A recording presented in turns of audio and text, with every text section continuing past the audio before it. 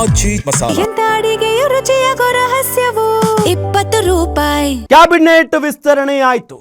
ಇಷ್ಟೆಲ್ಲ ಆದ ನಂತರವೂ ಕೂಡ ಇನ್ನೂ ಬಿಕ್ಕಟ್ಟು ಶಮನವಾಗ್ತಾ ಇಲ್ಲ. ಅಸಮಾಧಾನದ ಕಿಚ್ಚು ಜಾಸ್ತಿ ಆಗ್ತಾನೆ ಇದೆ. ಶಾಸಕರ ಅಸಮಾಧಾನದ ಕಿಚ್ಚಿನ ನಡುವೆ ಡಿಕೆಶಿಗೆ ಖಾತೆ ಹಂಚಿಕೆ ಟೆನ್ಷನ್ ಶುರುವಾಗಿದೆ. ಈಗ ಇವತ್ತು ರಾತ್ರಿ ಅಥವಾ ನಾಳೆ ಬೆಳಗ್ಗೆ ಸಚಿವರಿಗೆ ಖಾತೆ ಹಂಚಿಕೆ ಫಿಕ್ಸ್. ಯಾವ್ಯಾವ ಸಚಿವರಿಗೆ ಯಾವ ಖಾತೆ ಅನ್ನೋದೇ ಈಗ ಇರುವಂತ ಕುತೂಹಲ. ಖಾತೆ ಹಂಚಿಕೆ ವಿಚಾರಕ್ಕೆ ಏಕಾಂಗಿಯಾಗಿ ದೆಹಲಿಗೆ ತೆರಳಿದ್ರು ಸಿಎಂ. ದೆಹಲಿಗೆ ತೆರಳುವ ಮುನ್ನವೇ ಬಿಕೆ ಹರಿಪ್ರಸಾದ್ ಜೊತೆ ಚರ್ಚೆ ಮಾಡಿದ್ರು.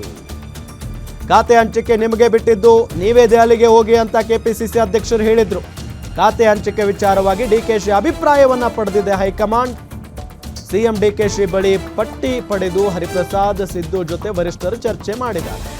ಸಿಎಂ ಪಟ್ಟಿ ಪ್ರಕಾರ ಸಿದ್ದು ಬಿಕೆ ಹರಿಪ್ರಸಾದ್ ಜೊತೆ ಖಾತೆ ಹಂಚಿಕೆ ವಿಚಾರಕ್ಕೆ ಚರ್ಚೆಯಾಗಿದೆ. ಸಿದ್ದು ಬಿಕೆ ಅಭಿಪ್ರಾಯ ಪಡೆದ ಬಳಿಕ ಖಾತೆ ಹಂಚಿಕೆ ಪಟ್ಟಿ ಫೈನಲ್ ಆಗುತ್ತೆ. ಶಾಸಕರ ಅಸಮಾಧಾನದ ಕಿಚ್ಚಿನ ನಡುವೆ ಡಿಕೆಶಿಗೆ ಖಾತೆ ಹಂಚಿಕೆಯ ಟೆನ್ಷನ್ ಶುರುವಾಗಿರೋದನ್ನು ನಾವು ಗಮನಿಸ್ತಾನೆ ಇದ್ದೇವೆ. ಒಂದು ಕಡೆ ಒಂದಿಷ್ಟು ಜನ ಹಿರಿಯ ಶಾಸಕರುಗಳು 5-6 ಬಾರಿ ಗೆದ್ದವರಿಗೂ ಕೂಡ ಈ ಬಾರಿ ಸಂಪುಟದಲ್ಲಿ ಅವಕಾಶವನ್ನು ಮಾಡಿಕೊಟ್ಟಿಲ್ಲ.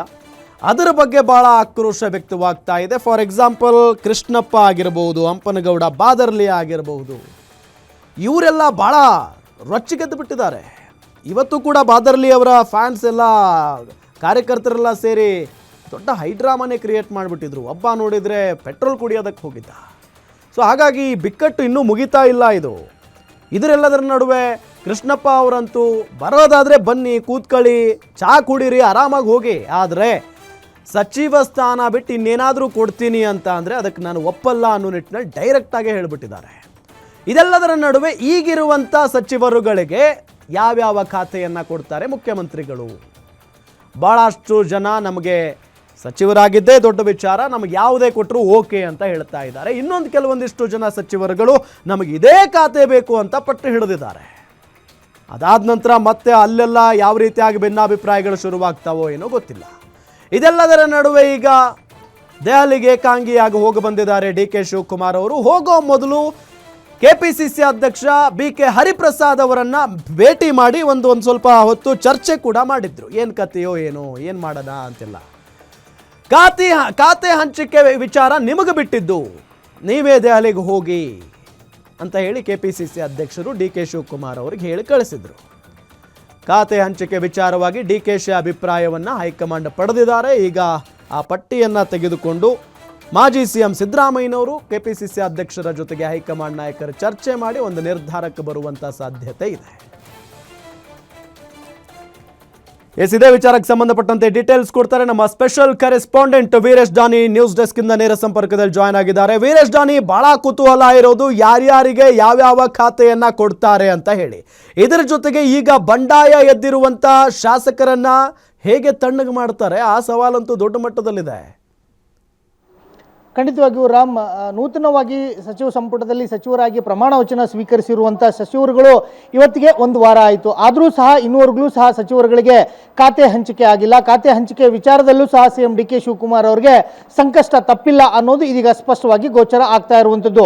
ಬಹುತೇಕವಾಗಿ ಯಾರೇ ಪ್ರಮಾಣ ವಚನ ಸ್ವೀಕಾರ ಮಾಡಿದ್ರೂ ಸಹ 1 ದಿನ ಇಲ್ಲ 2 ದಿನ, ಬಹುತೇಕವಾಗಿ 3 ದಿನಗಳಿಗೆ ಇಲ್ಲಿವರೆಗೂ ಸಹ ಖಾತೆಗಳನ್ನು ಹಂಚಿಕೆ ಆಗಿರೋದನ್ನ ನಾವು ನೋಡ್ಕೊಂಡು ಬಂದಿರುವಂಥದ್ದು. ಆದರೆ 1 ವಾರವಾದರೂ ಸಹ ಇದುವರೆಗೂ ಸಹ ನೂತನ ಸಚಿವರುಗಳಿಗೆ ಖಾತೆ ಹಂಚಿಕೆ ಆಗಿಲ್ಲ.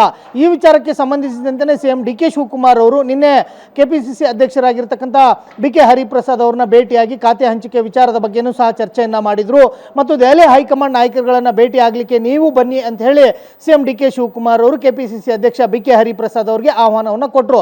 ಆ ಸಂದರ್ಭದಲ್ಲಿ ಖಾತೆ ಹಂಚಿಕೆ ವಿಚಾರದ ಬಗ್ಗೆ ಸ್ಥಳೀಯವಾಗಿ ಬಿಕೆ ಹರಿಪ್ರಸಾದ್ ಅವರು ಸಿಎಂ ಜೊತೆಗೆ ಚರ್ಚೆಯನ್ನ ಮಾಡಿದ್ರು ಹೊರತಾಗಿ, ಆದರೆ ಅವರು ದೆಹಲಿಗೆ ಪ್ರಯಾಣವನ್ನು ಬೆಳೆಸಲಿಲ್ಲ. ನನಗೆ ಹೈಕಮಾಂಡ್ ನಾಯಕರುಗಳು ಬರಲಿಕ್ಕೆ ಯಾವುದೇ ರೀತಿಯಾದಂಥ ಸೂಚನೆಗಳನ್ನು ಕೊಟ್ಟಿಲ್ಲ, ಹೀಗಾಗಿ ನೀವು ಹೋಗಿ ಹೈಕಮಾಂಡ್ ನಾಯಕರುಗಳನ್ನ ಭೇಟಿಯಾಗಿ ಖಾತೆ ಹಂಚಿಕೆ ವಿಚಾರವನ್ನು ಫೈನಲ್ ಮಾಡ್ಕೊಂಡು ಬನ್ನಿ ಅನ್ನೋ ಒಂದು ಸಲಹೆಯನ್ನ ಕೊಟ್ಟರು. ಆ ಹಿನ್ನೆಲೆಯಲ್ಲೇ ಸಿಎಂ ಡಿ ಕೆ ಶಿವಕುಮಾರ್ ಅವರು ನಿನ್ನೆ ದಿಢೀರಂತಾನೆ ದೆಹಲಿಗೆ ತೆರಳಿ ಎಐಸಿಸಿ ಅಧ್ಯಕ್ಷ ಮಲ್ಲಿಕಾರ್ಜುನ್ ಖರ್ಗೆ ಅವರನ್ನ ಭೇಟಿಯಾಗಿ ಖಾತೆ ಹಂಚಿಕೆಯನ್ನ ಮಾಡಿಕೊಡಿ ಅನ್ನೋ ಒಂದು ಮನವಿಯನ್ನು ಸಹ ಮಾಡಿಕೊಂಡಂತ ಸಂದರ್ಭದಲ್ಲಿ ಮಲ್ಲಿಕಾರ್ಜುನ್ ಖರ್ಗೆ ಅವರು ಸಹ ಸಿಎಂ ಡಿ ಕೆ ಶಿವಕುಮಾರ್ ಅವರಿಂದ ಖಾತೆ ಹಂಚಿಕೆ ಪಟ್ಟಿ, ಅಂದ್ರೆ ಯಾವ್ಯಾವ ಸಚಿವರುಗಳಿಗೆ ಯಾವ ಖಾತೆ ಹಂಚಿಕೆ ವಿಚಾರಕ್ಕೆ ಸಂಬಂಧಿಸಿದಂತೆ ಸಿಎಂ ತೆಗೆದುಕೊಂಡು ಹೋಗಿದ್ದಂತಹ ಪಟ್ಟಿಯನ್ನ ಎಐಸಿಸಿ ಅಧ್ಯಕ್ಷ ಮಲ್ಲಿಕಾರ್ಜುನ್ ಅವರು ಖರ್ಗೆ ಅವರು ತೆಗೆದು ತೆಗೆದುಕೊಂಡು ನಾವು ನಿಮಗೆ ತಿಳಿಸ್ತೇವೆ ಹೋಗಿ ಅನ್ನೋದನ್ನ ಮಾಹಿತಿಯನ್ನು ಕೊಟ್ಟಿರುವಂಥದ್ದು. ಹೀಗಾಗಿ AICC ಅಧ್ಯಕ್ಷ ಮಲ್ಲಿಕಾರ್ಜುನ್ ಖರ್ಗೆ ಅವರು ರಾಜ್ಯದವರೇ ಆಗಿರೋ ಹಿನ್ನೆಲೆಯಲ್ಲಿ ಯಾರಿಗೆ ಯಾವ ಖಾತೆಗಳನ್ನು ಕೊಟ್ಟರೆ ಸರಿ ಹೋಗುತ್ತೆ, ಸರಿ ತೂಗುತ್ತೆ ಅನ್ನೋ ಒಂದು ಲೆಕ್ಕಾಚಾರದಲ್ಲಿ I know everything, I will tell you ಅನ್ನೋ ಒಂದು ಮಾತನ್ನ CM DK ಶಿವಕುಮಾರ್ ಅವರಿಗೆ ಹೇಳಿ ಕಳಿಸಿರುವಂಥದ್ದು.